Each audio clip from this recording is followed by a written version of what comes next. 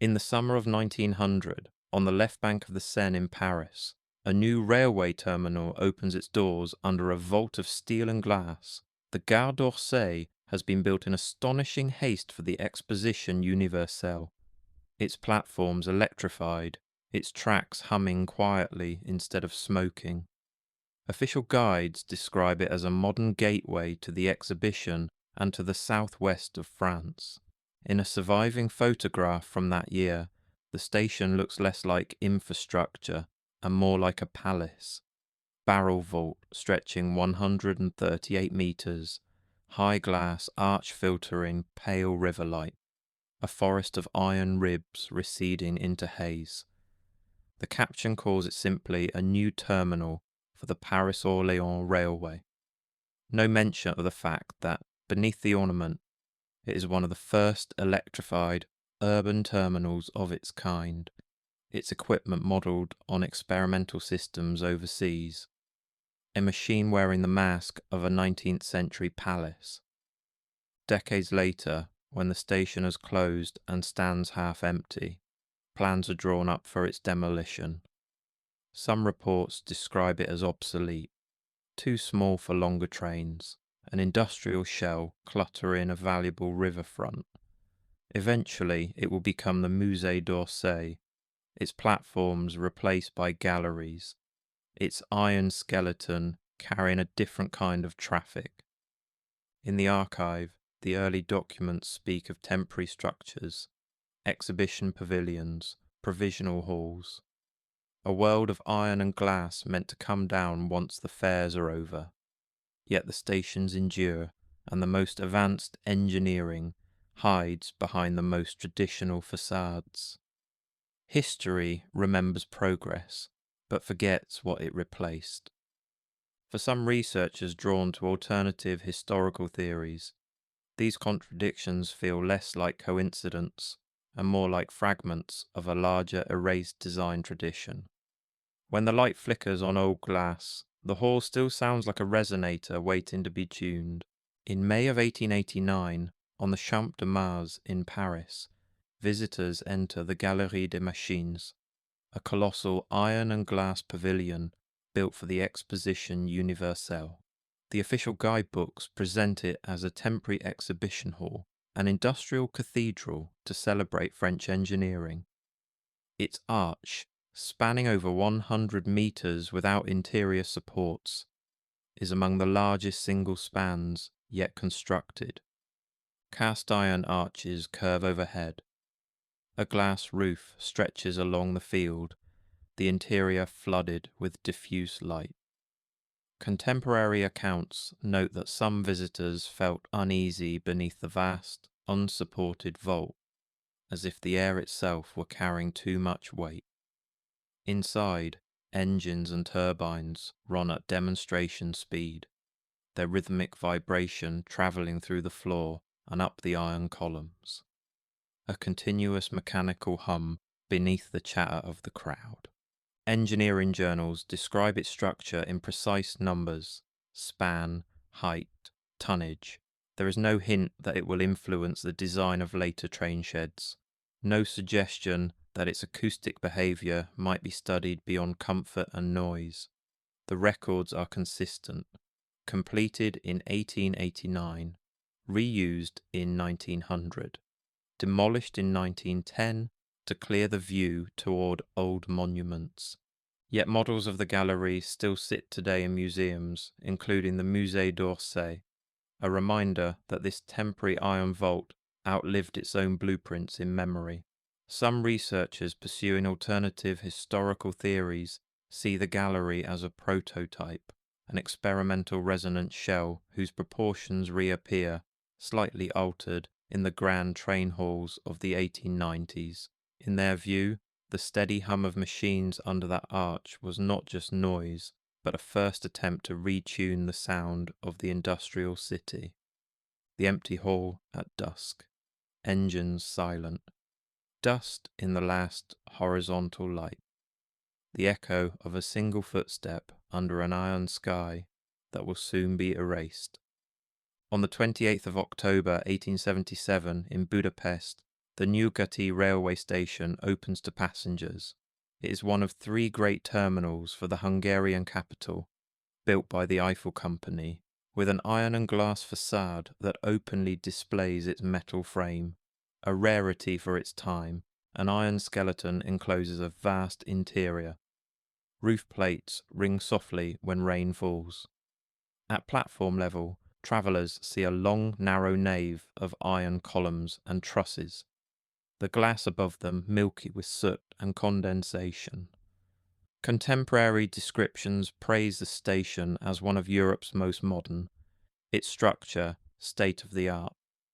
The company records list tonnages, timetables and costs. Underneath those numbers lies a sensory reality, the metallic echo of announcements under the high roof, the low roar when multiple locomotives idle at once, the way the iron beams visually frame the sky. A traveller's account from the late 19th century describes the whole as somehow unreal, a glass roof street where day and night blur under gaslight. The precise wording varies across editions, but the reaction is consistent.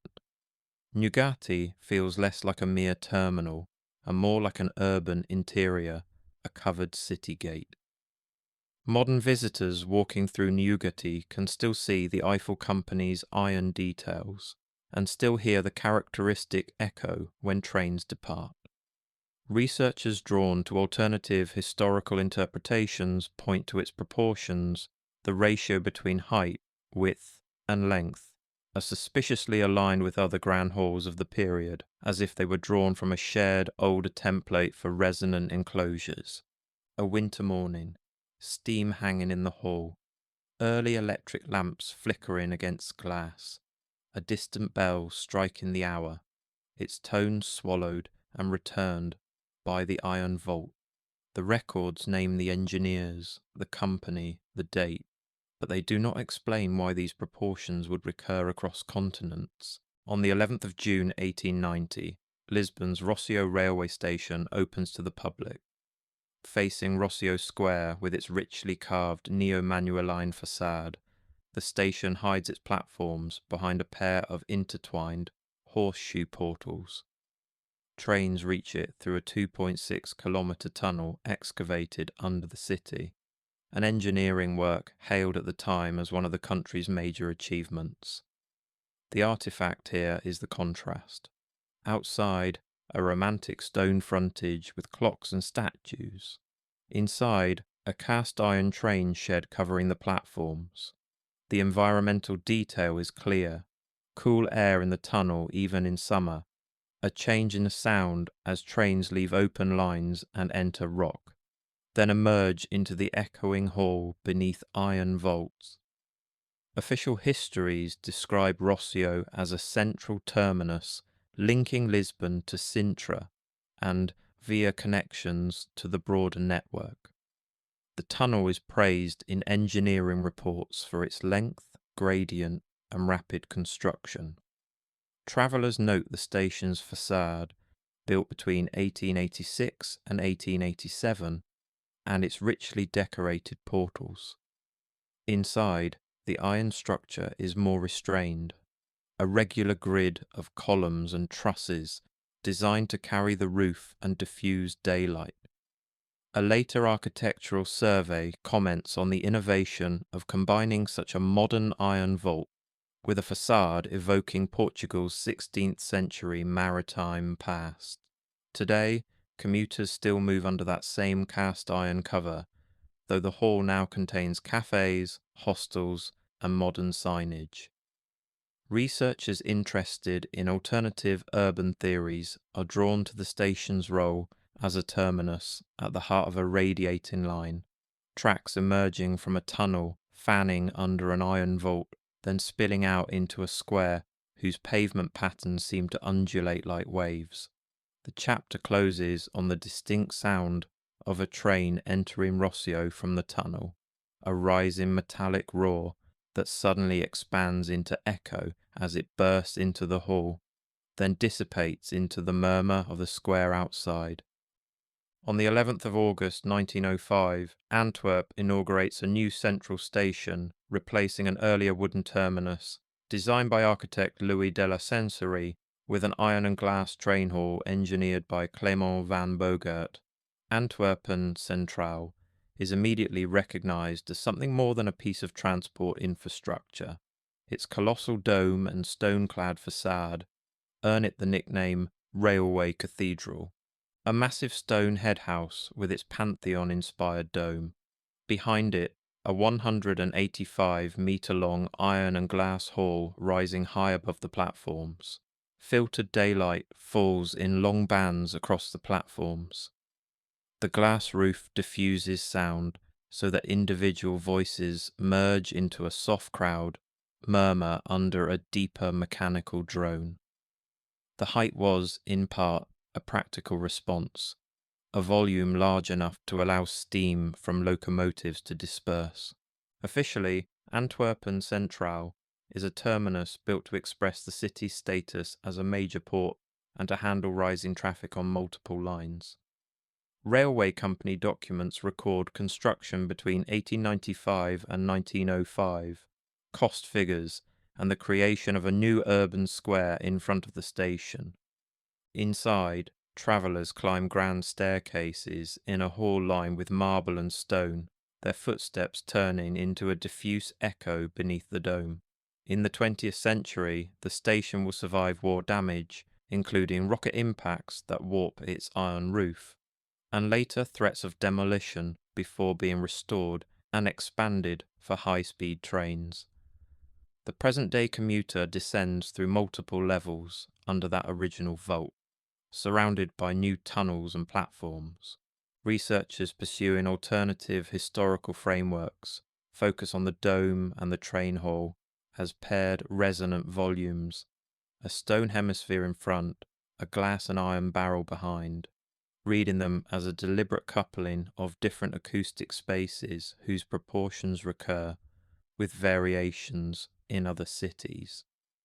Late evening, departure board dimmed, only the low hum of distant ventilation under the glass, as if the building itself were still breathing after the last train has gone. In the 1890s and early 1900s, engineering reports and exposition catalogues repeatedly describe iron and glass halls as temporary or provisional, especially those built for World's fairs, including the Galerie des Machines and various exhibition pavilions arranged around the Eiffel Tower. Paper and absence, plans, site maps, and demolition orders that survive, and missing ones that do not. The record for the Galerie des Machines is clear enough. Completed 1889, reused in 1900, demolished 1910 because it was said to obstruct views toward the dome of Les Invalides. But when later architects designed train sheds such as Nyugati and Antwerpen Centraal, they do so in a world where the engineering logic of these huge spans is already demonstrated. Photographs from the 1889 exposition show the gallery's vast arch, trams approaching along its side, and visitors dwarfed by its interior. A spatial experience closely echoing that of later stations. Yet the official histories of the stations rarely mention the pavilion. The line between exhibition hall and transport hall is thin, but the archives treat them as separate stories. A quiet human trace appears in a museum model, a scale representation of the gallery preserved at the Musée d'Orsay. Someone, at some point, decided that this temporary iron vault was important enough to miniaturize and keep. The model sits today within a former railway station whose own vault inherited some of the same structural thinking. Some researchers pursuing alternative interpretations see this pattern, temporary iron halls disappearing just as permanent stations adopt similar forms, as evidence of a coordinated but partly erased knowledge transfer. Mainstream historians see continuity of engineering practice. Those interested in suppressed histories see the faint outline of an earlier design grammar being repurposed and then concealed under new narratives of progress. Silence, the way a building's echo ends, not when the hall is empty, but when the hall itself is gone. A demolished iron skeleton, its reverberation surviving only in stations built elsewhere. Between 1886 and 1890, workers carved the Rossio tunnel beneath Lisbon, pushing a 2.6-kilometre bore through difficult ground to connect the Sintra line directly to the city centre. Engineering accounts praise the work as one of the key 19th century infrastructure feats in Portugal, linking suburban lines to the new central terminus at Rossio. Avoid.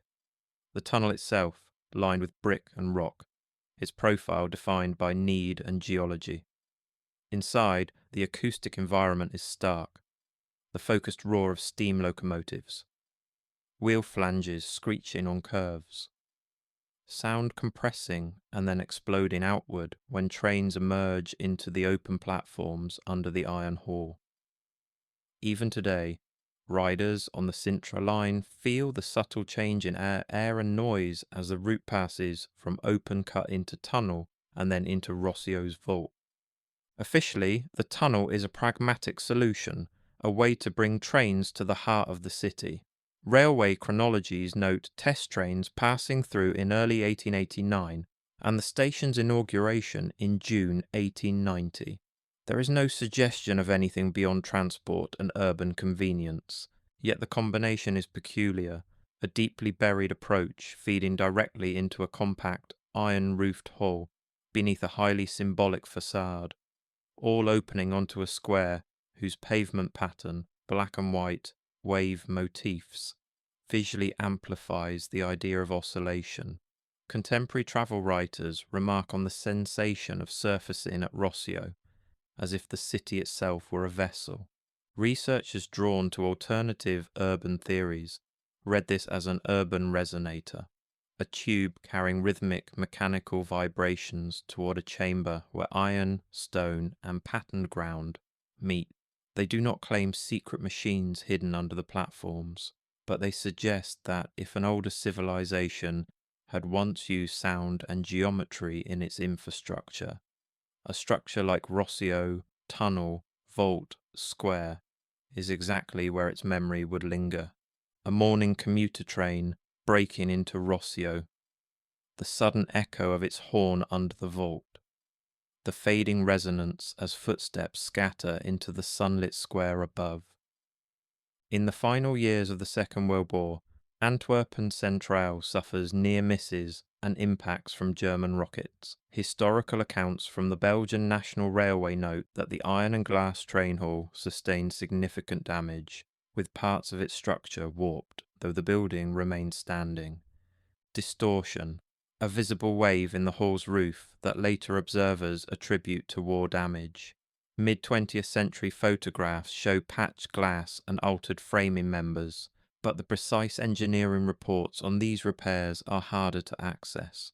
What is documented is the station's deteriorating condition by the 1960s and early 1980s, serious enough that demolition is considered. In 1986, authorities closed the station temporarily for safety reasons and begin restoration. Engineers replace or reinforce damaged steel, and crucially, they substitute lighter, more flexible materials for heavy glass in parts of the train hall roof, a practical response to the stresses introduced by warping.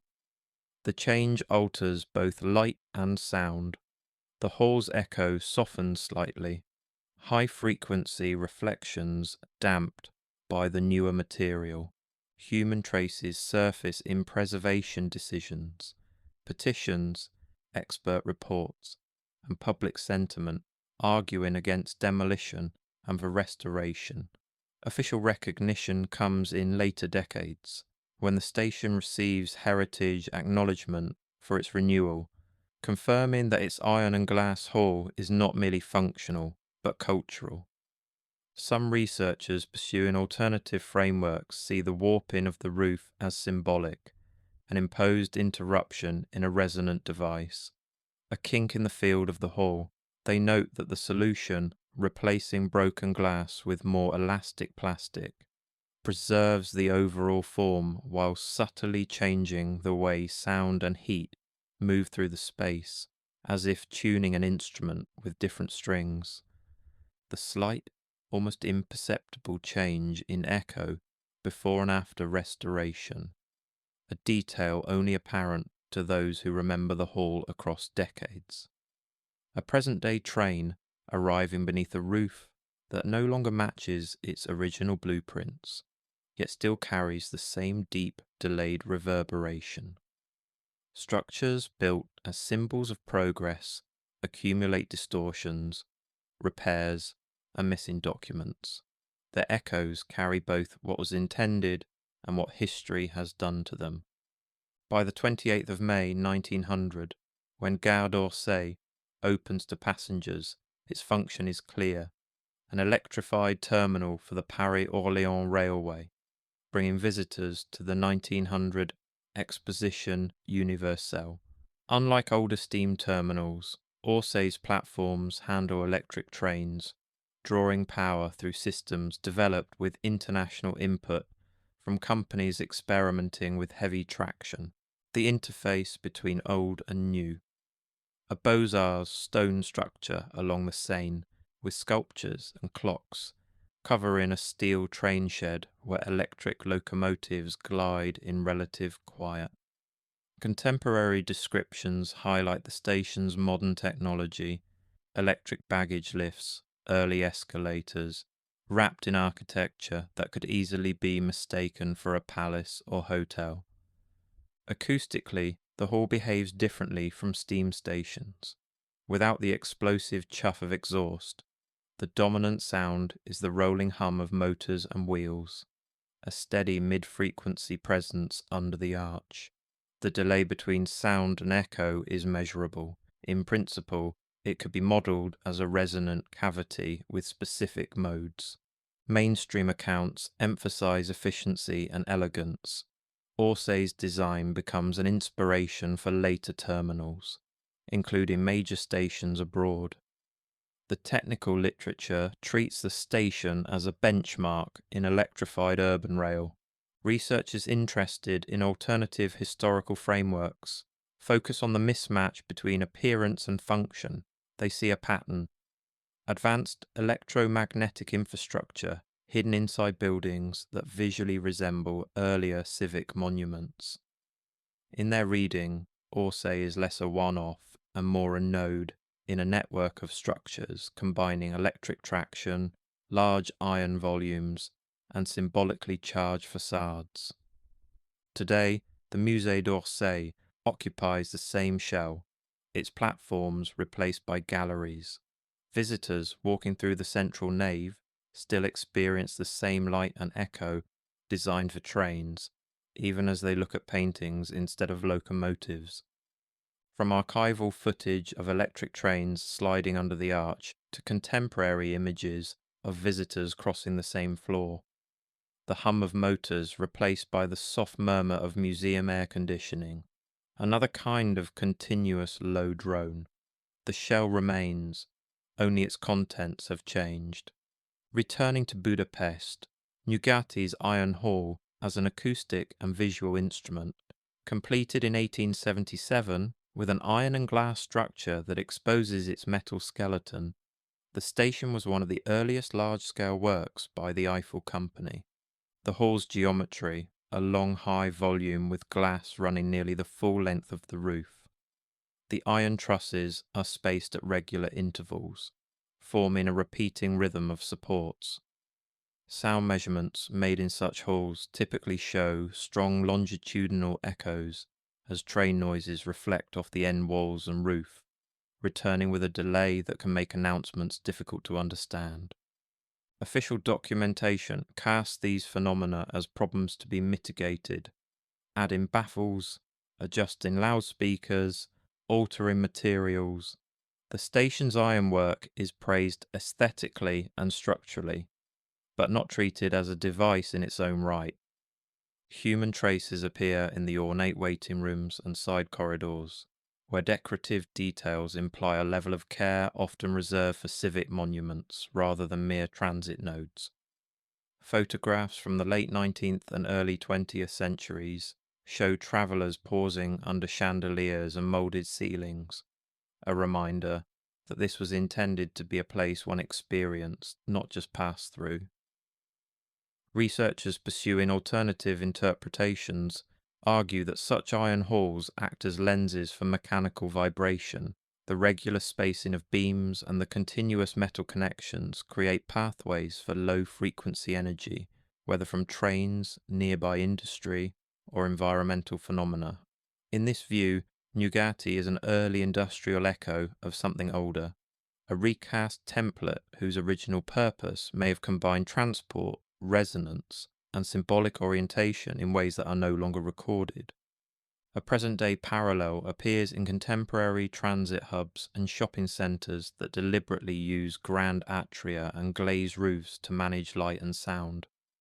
Nyugati feels like their ancestor, suggesting that whatever knowledge guided its proportions continues, in altered form, in modern design practice. A train departing, its noise stretched into a fading band that seems to hang in the glass long after the carriages have vanished.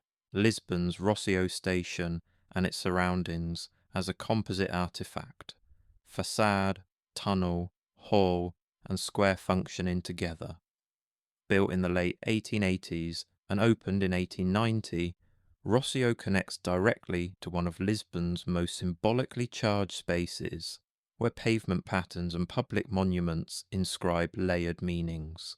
Rich environmental texture, ocean-tinged air funneled into the tunnel, the rhythmic clatter of trains, then the sudden opening into a hall where sound spreads out and mixes with street noise, filtering through the portals.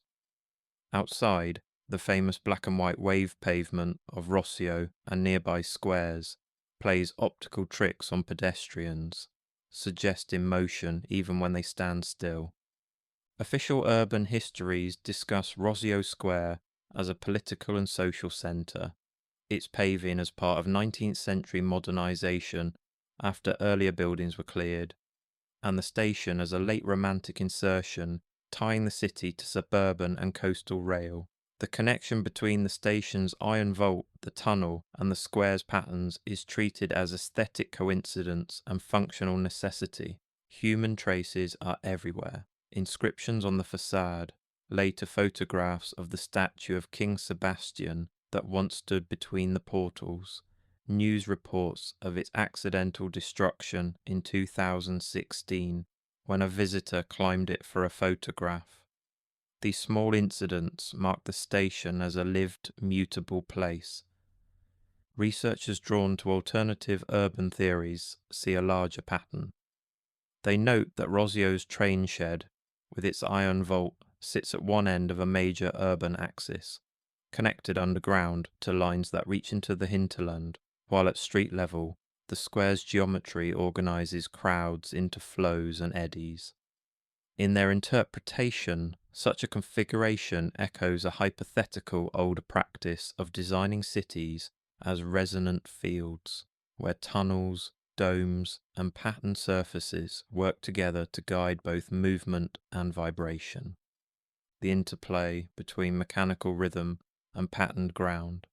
The square at night, station facade lit softly, waves of pavement glistening after rain, the faint vibration of an unseen train passing beneath. Even when their original technical context changes, these halls and squares continue to shape sound and movement in ways that feel intentional. In 1910, workers begin dismantling the Galerie des Machines on the Champ de Mars. Official explanations emphasize urban aesthetics. The huge iron and glass hall is said to block views of the classical dome of Les Invalides and to no longer be needed after the expositions. Erasure. Photographs of the demolition show cranes pulling down trusses, piles of metal accumulating where once engines and crowds gathered. Architecture critics at the time expressed dismay at the destruction of what was, by some measures, one of the most impressive iron frame spaces in the world. The decision is final, only models, drawings and images survive.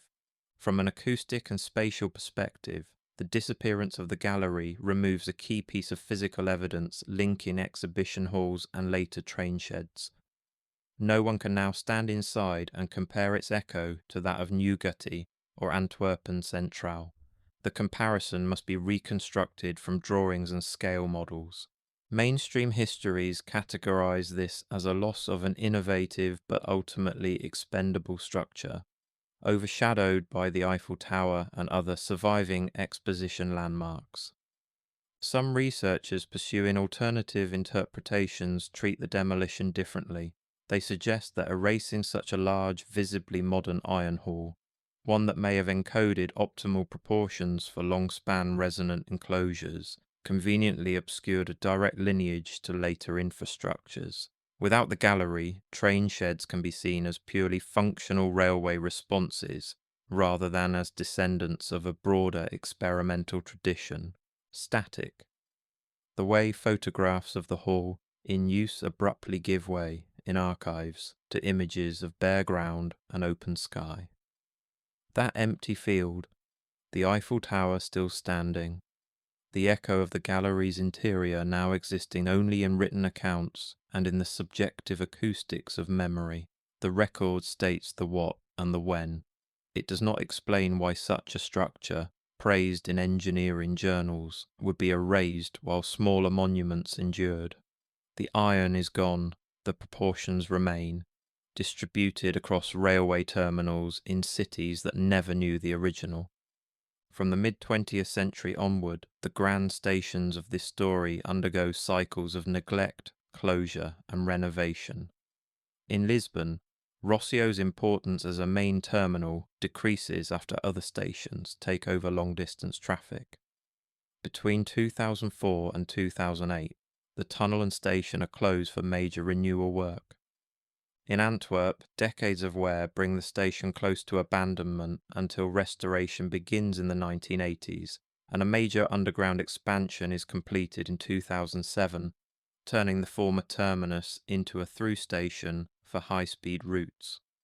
In Budapest, Nyugati continues to function but requires ongoing maintenance, its ironwork and glass periodically repaired or replaced. Technical reports, planning documents and scaffolding, temporary structures, wrapping older volumes. These records focus on safety, capacity and modernization, new tunnels under Antwerpen Central, signal upgrades on the Sintra line, structural assessments of Nyugati's roof. Human traces emerge in public debates, newspaper articles arguing for or against demolition, local campaigns to preserve heritage, travellers sharing memories of stations darkened during closures. The sentiment recurs across languages. These buildings matter beyond their utility. Researchers pursuing alternative frameworks pay attention to what disappears from view during such renovations. Closed-off sublevels, bricked-up doorways, sealed service corridors. They do not claim secret chambers with unknown machines, but they point out that over time, layers of retrofit and infill make it harder to perceive the original spatial logic. The pure vault, the clear axis, the unbroken hall. Acoustically, each wave of modernization alters the hall slightly. New materials, damp echoes, suspended ceilings cut off height. Modern loudspeakers overlay their own patterns of electronic sound. The gradual replacement of natural reverberation with controlled, targeted audio. In 2008, Rossio reopens after tunnel works. Commuters return into a space that looks similar but sounds subtly different. The same iron skeleton, tuned anew. Progress erases even as it preserves. The stations endure, but the stations change. In the present, a traveller can stand in Antwerp, Lisbon, Budapest, or Paris, and look up at iron and glass vaults built between 1877 and 1905. The dates are clear, The architects and engineers are known, the functions documented, to move people and trains efficiently, to embody national pride, to showcase modern materials. These stations themselves and their modern descendants, high-speed terminals, repurposed halls, shopping arcades, grafted into old sheds. Acoustic studies, when they exist, treat echoes and reverberation primarily as design constraints. Urban histories read facades and plans through the lenses of style and politics. Some researchers, however, read the pattern differently. They point to recurring features across continents and decades. Iron and glass train halls with similar spans and proportions. Termini reach through long tunnels or cuttings, delivering mechanical vibration into enclosed volumes. Symbolic facades masking modern structures behind historical styles. The migration of a single design language from expositions to permanent infrastructure. They suggest that if a lost civilization once existed, one that used architecture, resonance, and geometry as integrated technologies, then these stations, built in the late 19th century, might represent its last visible chapter.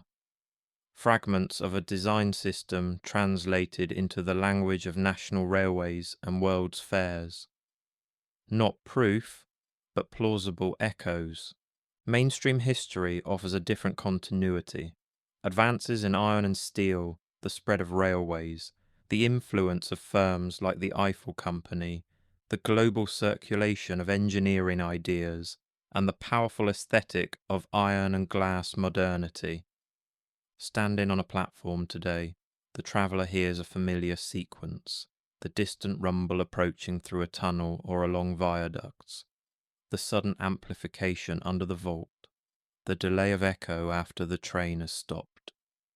People look down at their phones, unaware that they are standing inside volumes whose shapes were first explored in exhibition halls, now demolished. Dust drifting in a ray of light under an old iron arch, a departure board flickering, a train pulling away, its sound stretching out, then thinning into silence,